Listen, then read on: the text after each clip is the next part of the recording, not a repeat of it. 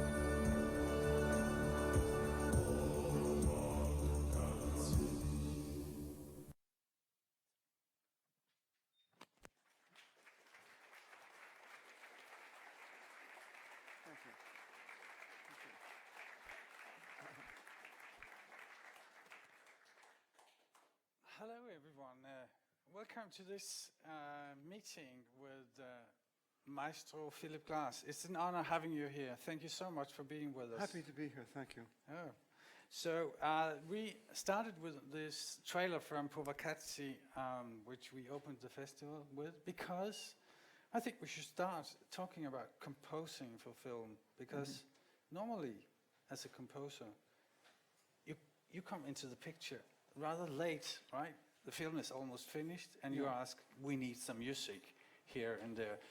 But you don't work like that. I do it differently when I'm allowed to, which is mostly for, well, this is not a commercial film. This is not a studio film. It doesn't come out of the Hollywood studio arrangement. So we can do what we like. And Godfrey Reggio and I, we worked on the film together from the first moment, before we even began shooting it. And then when he began filming it, I was at the filming, and the music was actually written. Some of it was written before we shot the film. Right. So you traveled around with him? I did. Yeah. I did, but I had the idea, but I had gotten that from working in the theater and working with dance, that the best way for me to prepare for a work was to be immersed in the. If it's a dance company, I would go watch the dance company. If it was a theater, I would go. There's a piece, The Crucible, which is on Broadway in New York right now, and there was a 6-week rehearsal period, and I was there every day. It was partly because the director couldn't finish the damn piece. And I couldn't finish the music until he finished. I just sat there. Yeah. I wrote a lot of it. I wrote a lot of it in the rehearsal. Right. So you have visited so many places and made some. How long was the process? I mean, with filming all these places and cutting, I can imagine a large. A film shoot, maybe 4 or 5 weeks. I may not go to the whole thing, but for example. In this, I had been to India quite a lot already, and to parts of China, so I didn't go to that, but I went to South America, which I didn't know very well at that time. And I went to the very first images of the Serra Pelada gold mine in Brazil. So I went there because I didn't know, hadn't been there before. So you got access to the mine itself? Well, we had to get permission to be there.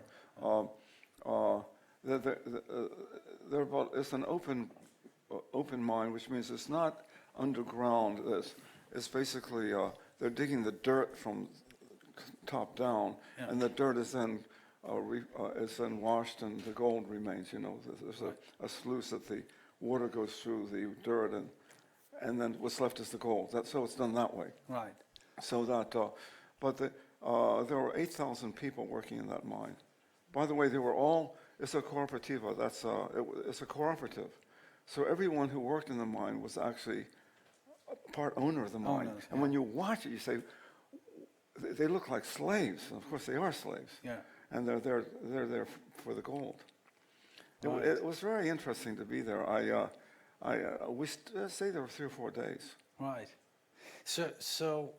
And it changed the music, actually, Yeah. because I had written a piece of music, because Cousteau had made a film about the same place, but some time ago, and I had seen the film, so I knew what it looked like, and I wrote about an 8 or 9 minute piece, because Godfrey said it'll be about 9 minutes long. But when I got there, what I discovered was that the miners themselves were basically 18 and 19 years old. They were like children. Godfrey and I were in our 50s. Right. You know, did some of you see the movie, the film? There's these ladders that go down. Right. We actually walked down those ladders. It was dangerous. It was scary. Scary. You go down almost half a kilometer into the ground. 1 kilometer. Half a kilometer. Oh, It's still it's pretty far. Pretty far. But I had written the music, and I'd given it to the cinematographer to listen to while he filmed. So my idea was to introduce the music at the earliest possible moment into the film. Right. Not at the end. No. Where in fact, it doesn't. The film cannot benefit from the music if it's already made. You know. Right. So the children's choir coming into the picture in the beginning, the children's choir. They weren't. I put that in when I got there, and I saw that basically there were children working in the mine. I mean, if you're 50 years old and the guys are 18, they look like children. Yeah. So the choir, in a way. So when I saw that, I said the, I put the children's choir in to heighten the idea that these really are children. Right. And funny, because you get the energy of the children when you're saying, it sounds so great that your children's choir here. Sure. I said the orchestra was really good too. Everything was good here. A good orchestra. You take credit for that. Yeah. Good. Anyway, when they sing that opening, you heard a little bit there. Yeah. And they're singing, it's just basically, I needed to find a song, so I had a friend who was from, he wasn't from Brazil, he was from Argentina, but he found a children's song. Right. And there's something about the sun is shining, and it's, some kind of stuff like that. Kind of hope in the song. Well, it's very positive, but positive. The guys in the mine are very positive too. Yeah. And I said, what are you doing here? And they said, there's gold all over here. Yeah. I prepared for the trip by studying enough Portuguese so I could speak with them. Right. So you learned the language? Well, yeah, I began. Then after that, I started. I spent some time in the winters. I would go to Brazil because it was so cold in New York. Right. It was so nice to go there. But my first contact with Brazil was in the mines, and I could speak with them. They said, "O que você fazer aqui?" And I said, "What are you doing here?" I said, "We're making a film." And they said, "Can we?" They said, "Pode ouvir? Can we hear it?" And I said, "Si." And so you had composed some music, and then the guys in the mine, not 8,000 of them, but the ones that we were around, all listened to it. They listened to it. Yeah. And how did they respond to it? They loved it. Really? Yeah, Great. of course. I mean, they're in a movie, for God's sake. Yeah. I mean, they were just out there, they were making money. Yeah. They were having fun. Yeah. But something has happened since the film was made because the mine is closed. The mine is closed because it began to cave in. That's the natural, an open mine, when the walls start caving in, then you start getting landslides and people start getting hurt. So then they shut it down. Right. I think they probably went in there with big machines and got the rest of the dirt that they could. So basically, the process was a kind of interlocking system with the filmmaking and the Well, that's the composing. best way. Right. And I've been able to do that with Godfrey, who is not a commercial filmmaker, but I did manage to do that with Scorsese when we were doing Kundun, the film about the Dalai Lama. He let me do the music while he was shooting it. Right. In fact, I got ahead of him, so that at one point when we got to the, at that time, in those days, a film had 6 reels. We called, each reel was about 15 minutes long. Okay. And when we got to the 5th reel, I was on tour, and he was in Morocco shooting it. He's shooting there, couldn't shoot in Tibet. So, and then he put the mountains in afterwards. This is Hollywood. Yeah. It looked good, though. They were the right mountains, but but they were in the wrong place. But Right. but I don't think anybody minded that so much. And I sent the music down to him while he was, and the actors heard the music before they did the scenes. All right. That's the best way. Yeah. Because if you do it that way, then when the music is included when the creation of the images and the music happens at the same time, there's actually a possibility for them to have something to do with each other. So there's an interaction that begins to happen. Right. Otherwise, you're just basically putting dresses on dummies. It doesn't. It could be any dummy, it could be any dress. It doesn't really work quite well. No. I've done a lot. I've probably done 30 or 40 film scores, and if I were a professional filmmaker, a score writer, I would have done 90. Right. Those guys do 3 or 4. Now women too. They do 3 or 4 films a year. I just did one every once in a while. Right. And I still did 30. But in Hollywood, I'm considered an amateur composer because I don't really live there or work there. But I get along very well with the people there. I liked it there. Right, yes. Good.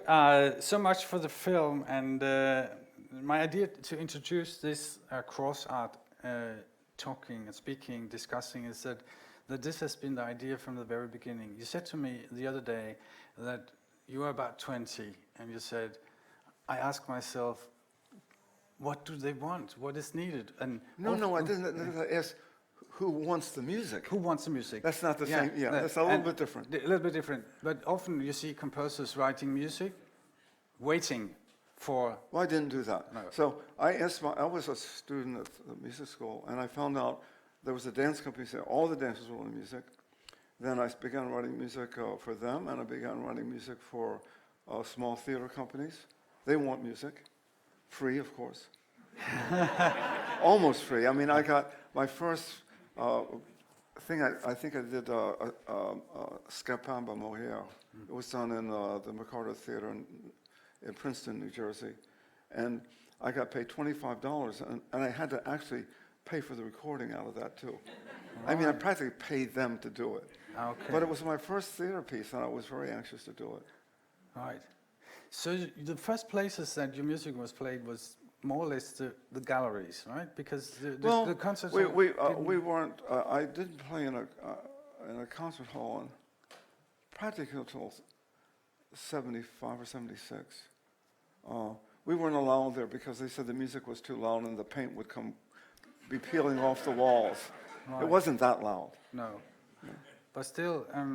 was it loud last night? No. No.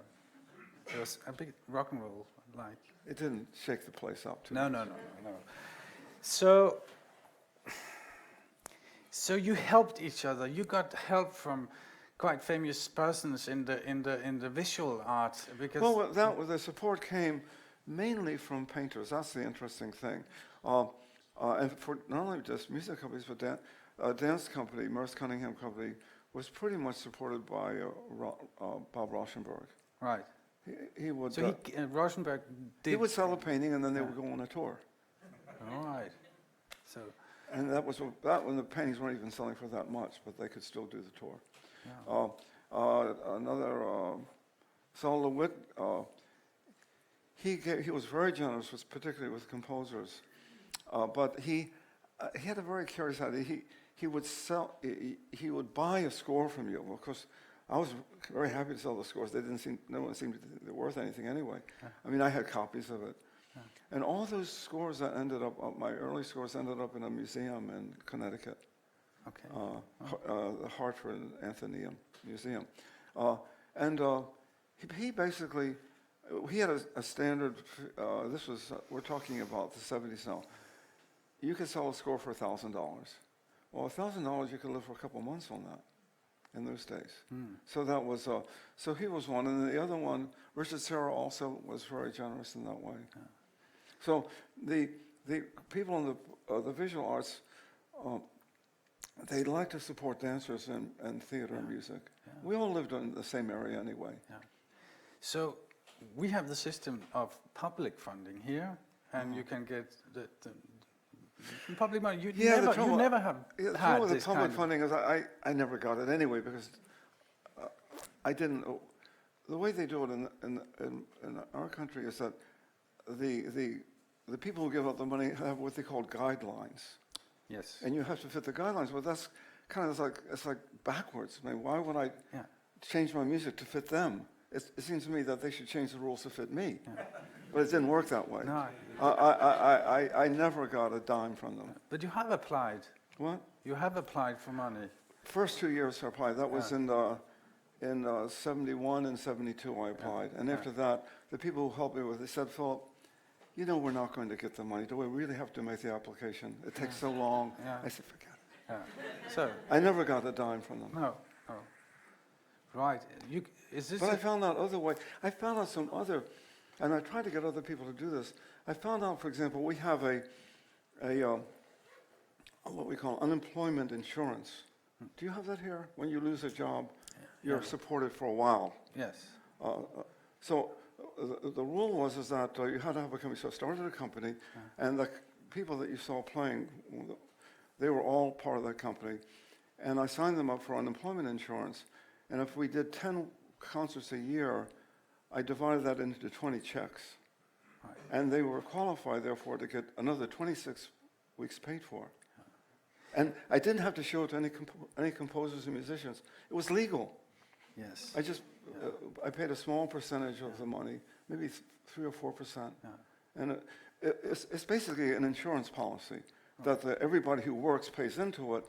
And not that many people actually get paid, and so that in those days, I think it's quite a while ago, but you could get maybe a couple $100 a week, which would have been enough to live on. So we survived on unemployment insurance, which was legal.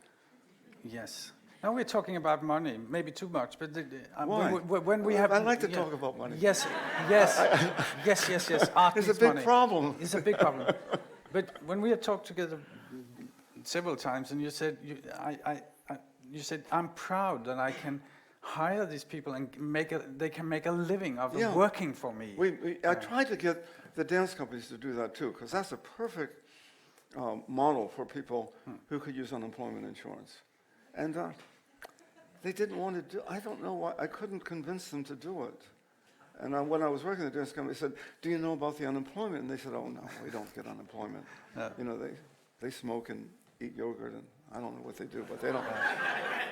They don't get. But in fact, I tried to promote this idea among the people that I knew. I don't know anyone else who did it, and I don't know why. I actually don't know why they didn't do it. I thought they thought it was illegal. It wasn't illegal at all. It was perfectly legal. Right. So that was a way of making money. But still, after you were famous with Einstein on the Beach, you still. I was famous right away. Yeah. That's the problem. Yeah. Everyone thought I was making a living. I wasn't making a living until I was 42. Yeah. But I was playing when I was 30. So you still was driving taxi in New York? I was playing. Look, I did all kinds of things. Yeah. What? Everyone remembers the taxi, but I remember moving furniture. Driving taxi was easy. Moving furniture was much harder. Or working. Sometimes I worked for an artist. Sometimes I did that too. There are all kinds of work. The chances are, if you're in New York and the chances are that the waiter is a poet or an actor. That's all. A lot of the art workers work in these jobs. Our government doesn't support the arts, so the arts support the government. Actually, in point of fact. Right. Okay. Interesting.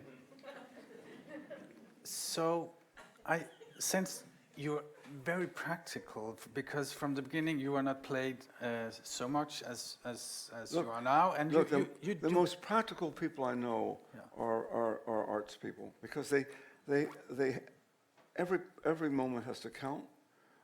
Most of them don't take vacations. We don't take holidays. You don't go to work at 8 o'clock. You go to work at 6 o'clock. Yeah. You don't stop at 5 o'clock. You stop at 9 o'clock. There's this idea that we're supposed to be these lazy people who don't do anything. Yeah. Actually, the hardest working people I know are Artists. when we finish playing, people go home and practice. Right. It's the same here when we are finished with the festival. People say, "What do you do the rest of the year?" Well, yeah, you get ready for it. Yeah, I know, it's a lot of work. Yeah. How many people do you have here this year? How many events? Events, about 300. 300. Yeah. So, but So back, do you have to go and see them all before they come? I definitely go to your performance at 9 o'clock tonight. There's still a few tickets left for the famous Philip Glass Ensemble in Peer Gynt. So I'll be there. Good. Yeah. Good. Okay. I want to go a little back in history because you were trained and you were in academic circles, but you didn't feel that the education was... I didn't want to be a teacher. Well, I think the problem was that my mother was a school teacher, then a librarian, and all her friends were teachers, and I thought that they were the most boring people. And they were. But it was a bad example because teachers actually can be wonderful people. But I didn't meet any wonderful teachers when I was a kid. So I said, no, I'm not going to do that. So I didn't have a lot of choices. I did day jobs until I was in my 40s. But that's very common in the States. Right. But you had a teacher who recommended you to go to France. I had a friend. Yeah. He was my teacher, but he was only a few years older than me. But he had studied with Nadia Boulanger, and I had been studying with him. That was kind of because my teachers were too busy with their careers at Juilliard. It was a very famous school, but basically the way Juilliard worked then, and I don't mind saying this, no one will contradict it, it was a very difficult entrance examination and a very easy graduation exam. Right, so it was easy to pass. Basically, it's hard to get into the school but once you were in the school, you were in the school with 500 other very talented people. And basically, 4 years later, you all graduated, and 100, 150 at a time. But we learned a lot from each other. And my best teacher was a young man, maybe 2 years older than me, and his teacher was Nadia Boulanger. And I asked him where he studied, and he said it was with her. And he said, I think I would like to go study with her. And he said, I'll write a letter. And he wrote the letter for me. Yeah. And then I managed to get a scholarship to go over, but it's very little money. So I had to work there too. I was working in the film business there, by the way. Right. Did I tell you about that? No. Oh. There's a lot you don't know yet. Yeah. So you stayed with Nadia Boulanger, the famous teacher in Paris. In Paris, at the same time as Astor Piazzolla and a lot I think of Piazzolla was a little before me. I didn't see him, but he might have been there then.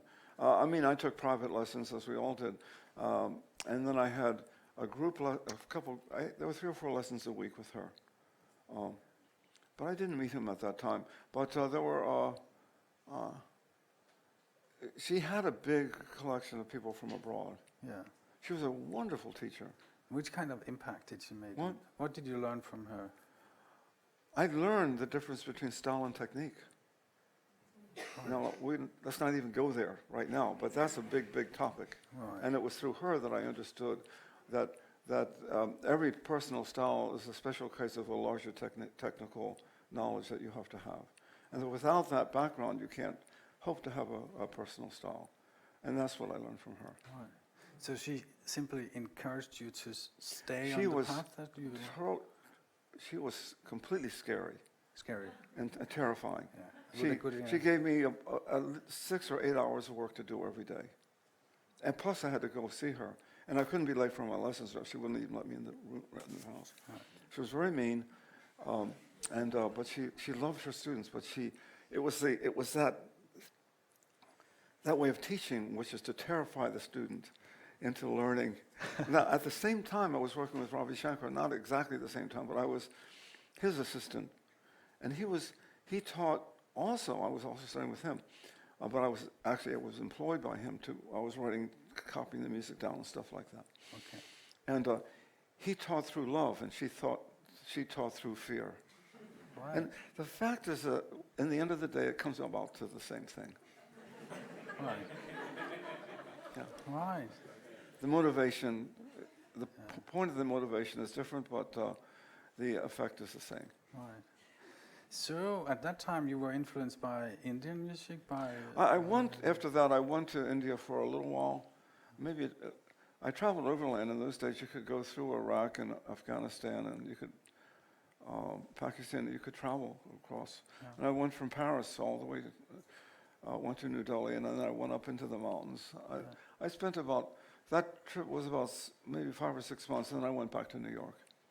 So you didn't go to Germany, that was later, when you came into a German studio and the music? I came back to New York, I was about 30, and within a year I was touring. Right. I had begun writing the music I was writing now. That began in Paris. Yeah. And by the time, then I put together an ensemble. 2 or 3 of the members of the ensemble are still there today. Right. Michael Reisman, who was the conductor, he was from 74, but John Gibson plays soprano saxophone. He was with me since '68. He's still playing. Right. Plays very well. I asked him, I said, "Are you thinking of retiring?" He said, "I don't know." I said, "But you didn't go." I said, "But John, you didn't go to Korea when we went." He said, "I don't want to go to Korea. Too far." So he's picking his places now. Oh, good. But he's still playing. Now we're talking about it's a play and it's easy, but it was not easy for you to get played at that time. I remember it was very easy. I had my guys together. We played every week. We'd get a concert every Sunday at my house. It was great. But tell about this story about Germany, where you came and. Oh, that's different. Yeah. But I mean, see, by the time I was 30 or 31, I had the ensemble, and we were doing concerts every Sunday in the afternoon, in your home. And we rehearsed during the week. I thought I was a successful composer then. I mean, I had my ensemble, I had my music, I had an audience. They weren't very big, but it got bigger and bigger. It got bigger very quickly, much more quickly than I thought it would. I expected that to go on for decades. Before I had a big audience, but actually within 4 or 5 years, I was already playing in concert halls. But I went to, you were referring to, I went to, I was in Cologne, which was an important city for music because Stockhausen had been at the radio station there. Right. And so I knew that they liked new music there, or they thought they liked new music there.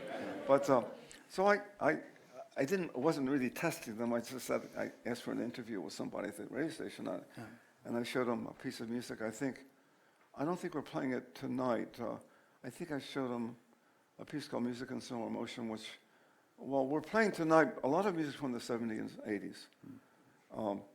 Some of the early music, which is, and I showed him a piece, and it was a guy about my age, but he was a composer working for the radio station. And I was working for myself. And he said, he looked at the score and he said, "Have you ever thought of going to music school?" And I said, "I'll think about it." And now, here's the funny part of the story is I came back around 3 or 4 years later, and I was invited to play at the radio station, but not through him. And he met me again, but he didn't remember he had met me. Okay. And he seemed to like the music at the time. I didn't tell him that we had met before. I decided that would be my private joke. Yes. Now, right. We spoke together a couple of days when you introduced a subject which I find extremely interesting, the gender thing, the change in the art. where you talked about we see more and more women taking over leadership in society and music. Very true. In the theater, especially, and also in music, we have really good composers. If you did a concert today and just picked composers of, let's say, in their 20s and 30s, half of them will be women. Half. Not just one or two. No, half. And it doesn't sound like women's music. It sounds like music. Yeah. And we're over that whole business. Now, when I first started, there was a wonderful composer, still wonderful composer, named Meredith Monk, who was the only woman composer I knew at that time, or who admitted that she wrote music. Yeah. And she's still working. Yes. That took about 20 or 30 years for that to change, but it changed very rapidly in the last 3 or 4 years. A lot of theater companies are run by women now. Right. Two of your musicians, women, They're both composers. They're both composers. Yeah. So everyone in the ensemble is a composer, by the way. Okay. Yes, but just shows that it's hard to get a good job. So you see, I mean, this is quite new to me that the development has been so rapidly, because we still, I mean, the balance is not equal here, at least. It's going over the other way, actually, and a lot of the. It began first of all with the arts organizations were often run by women, and that you probably have that already here. Is that right? Women in the administrative. Yes. Yeah, that you'll have. But then it began to. But in the art, in the music field, it's still dominated by men to a great extent. Not so in America, no. No. Not at least in terms of the younger people. Now, those are conductors, right? Well, we have very good. I just had an opera done at the English National Opera, Akhenaten. It's an older piece, and the conductor was a woman. Right. And very good. Yeah. And I knew her when she was 30, so she was a little bit older now, and she was just starting to conduct, and she stayed in Germany. She went through the Kapellmeister system, where she worked her way up into becoming. She was the music director of an opera house in Germany, right. And she's now working freelance as a conductor, and she's extremely good. Right. So we have been living in a man's world. Now it's changing. How do you think that would affect the whole? I think the level of performance is going to go up. It's more competitive. One of the reasons that we don't like to have women in the business is because there's too much competition. Right. Right. Really? We try to push them out. Right. No, you don't want to have a lot of smart people around. No. No. I mean, I'm just telling you what I'm sure you know this. You do know this, don't you? No. One of the gender issues was to keep women not being paid the same and not having the good jobs. But when I heard this, Karen Kamansik is her name, doing this opera of mine, and it was really stunningly beautiful. She had the singers. It's fascinating. You know, the singers have to watch the conductor in an opera, and they were. She had them everybody in her hands, Right. and it was a beautiful performance. And this is not the only one. I mean, there are going to be more and more. Right. Already in the orchestras, it's a lot. Yeah. Not maybe so much, and it was a big deal when that happened. Remember, not too long ago, not very long ago, there was a clarinetist who was a woman in the Berlin Philharmonic, and they almost had to strike. You know, they almost had to shut down. Right. And that's over now. That's over now. Let's hope it's not payback time that we will. No, I think it should be. It will come down to talent and ability, and that's where it should be. Sure. Gender Should we applaud for that? No. Good. You also said to me some yesterday or the day before, the suits. You call them the suits. Yeah, you got a suit. Yeah, no, you don't wear a suit. Yeah. So Not you're a not really quite suit. a suit. You're half a suit. Yeah. So you have also have this What's that? the academic circles and the suits and the men. Well, the academic circles live in a world of their own. At this point, in the music world, they live in their own world. They're not. They can get the foundation scholarships and things of that kind. But in terms of recognition, in terms of it's not the best place to be for the composer. Because? Well, I talked to a young composer who's, say, in Iowa doing a concert. I'm not invited by the music department. Someone else invited me there.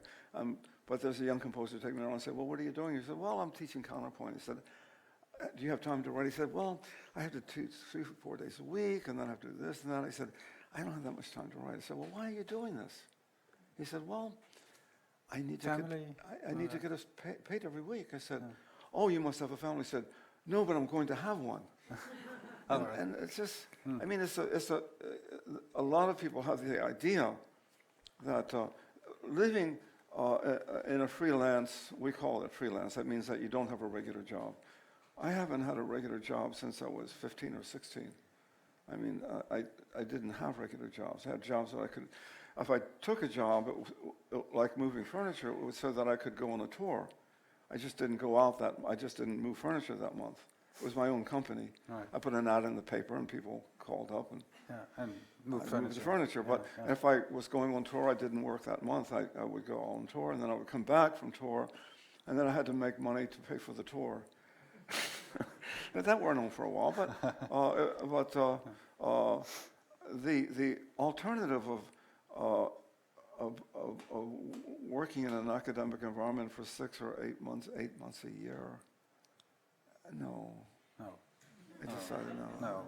And it's not for no. There are wonderful teachers around. Louis Anderson from Holland. I said, Louis, how many students do you have? He said, I have 40 students. I said, you're crazy. What are you doing with it? He said, well, you have to understand, my father was a music teacher, my uncle's a music teacher, my grandfather's a music teacher. We're all music teachers in my family. Yeah. And I said, well, do you like it? He said, I love it. Now, that's different. Yeah. Now we're talking about a vocation. A vocation is from the word voca. It means a calling. To have a calling to be a teacher is a wonderful thing. It's like having a calling to be a doctor or to be anything. And he's a wonderful composer as well. He composes very well. Yeah. So it's possible. What? So it's possible to combine. Absolutely. It's not common, but it's definitely possible. It's possible. Yeah. Now, you guys, we are heading towards the end. You have a unique possibility now to send a question to the floor. Anyone who wants to ask a question to the maestro? Yes? Up there? Yes, thank you. Philip, I'm Tom Palm. I toured with you as lighting director of 1,000 Airplanes back in '88. I can't hear you. I can't hear. Can you repeat the question for me? You get a mic now. Just wait a second. Hi, Philip. My name is Tom Palm. I toured with you as lighting director on the 1,000 Airplanes tour back in 1988. Christina Krinnett would say hello if she was here with me. And I just wonder if you ever will do 1,000 Airplanes again now that the technology is so much more advanced. We talk about doing it all the time. This is a piece, it's actually a melodrama. It's for an actor and an ensemble. It's all 1,000 Airplanes on the Roof, and it's a story about UFO abductions, which I'm sure you all know about.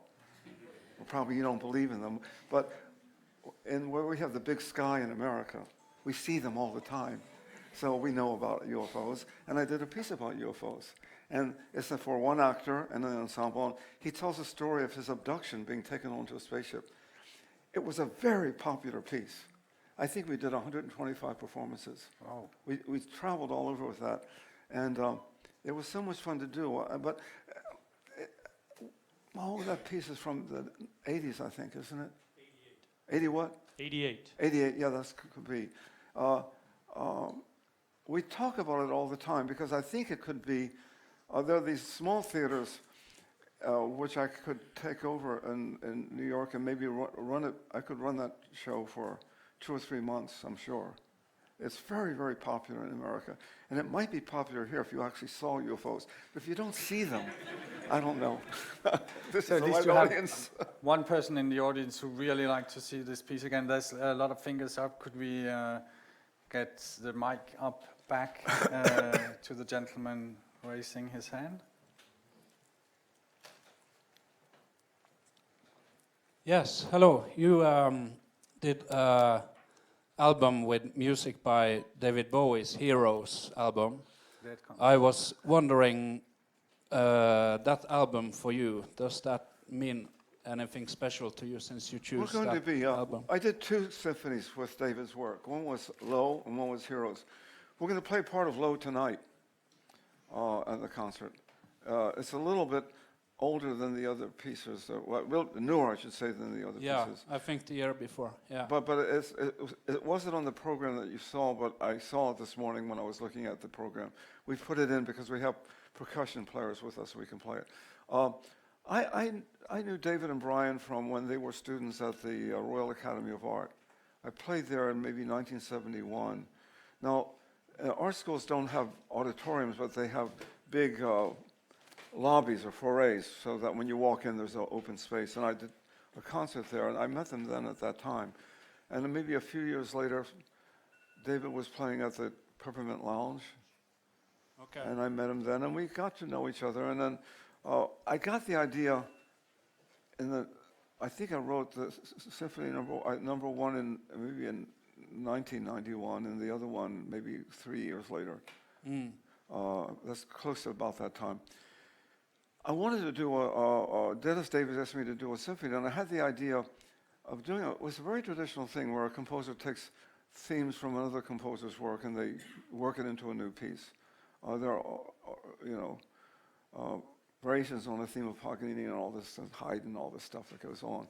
And I happened to pick people that were that I knew, and I thought they were very talented composers. I liked it. In fact, both of them came out of the art world, and they both became musicians. But when I first met David, he said that he was very interested in rock and roll, but that he said rock and roll was going to be his canvas. He really thought he was a painter still. But 10 years later, he never said that anymore. People forgot that he had been a painter. Thank you for the answer. What? He just says thank you for the answer. We have a lot of aficionados tonight here up. Hi Phil. Working with Woody Allen, Cassandra's Dream, the soundtrack, or the score rather, it's amazing how wonderful your style, I suppose. Even fit Woody Allen. Could you please won't you just repeat? turn up the mic and please, he talks about you. Forgive me. Your Woody Allen, Cassandra's Dream, your score. Yeah. It's amazing how wonderfully well your style fitted Woody Allen and Woody Allen movies. So how do you approach that? Well, he has not. Normally, he doesn't work with composers. He does. Yeah. We call it needle dropping, where he takes music off of records. Yeah, source And I got a call. Actually, I got a call from someone, a secretary that worked for him, and said, "Mr. Allen's going to call you." So, but and they were right. As someone, I picked up the phone and said, "This is Woody Allen," would have hung up. I was sure it was a prank, but it was actually Woody. And he said he wanted me to come and look at a movie, and I looked at it, and I said, "Now this is interesting." And I said, "Yeah, I can do that." And he said, "Well, what do we do now?" He didn't know. I said, "Well, Woody, we have to spot the movie." He said, "Well, what's that?" He said, "Well, it's your film, so you tell me where you want the music." And he said, No. I said, "What are we going to do?" He said, "Well, just put the music in."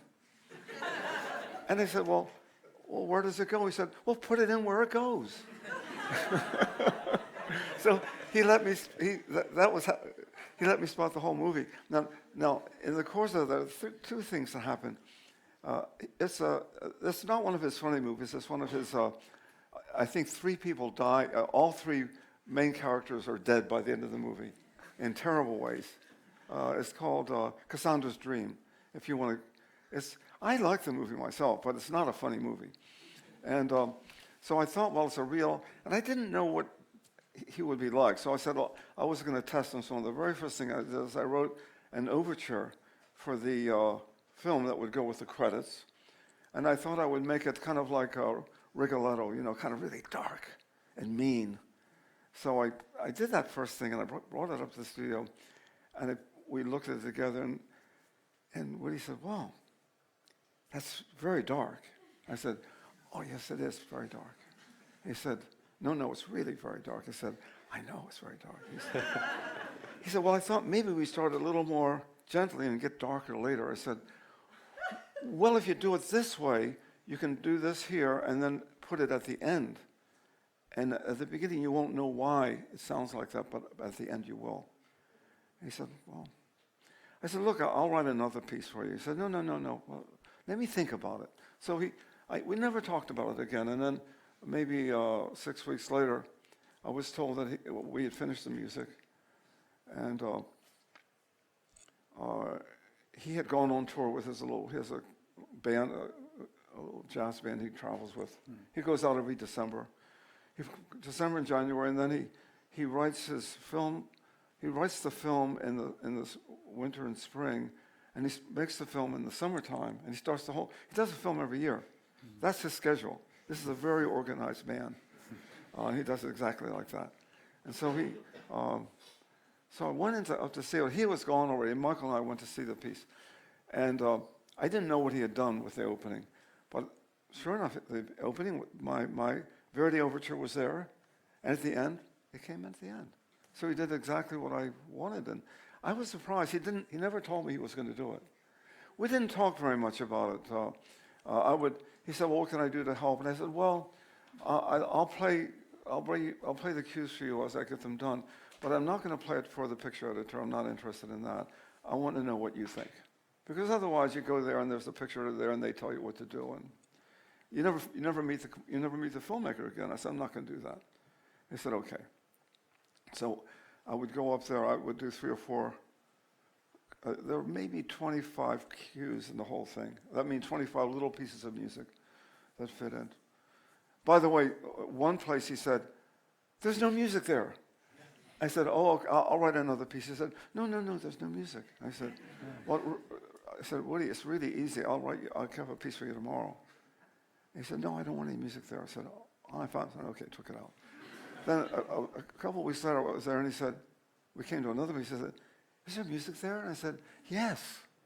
And he said, oh.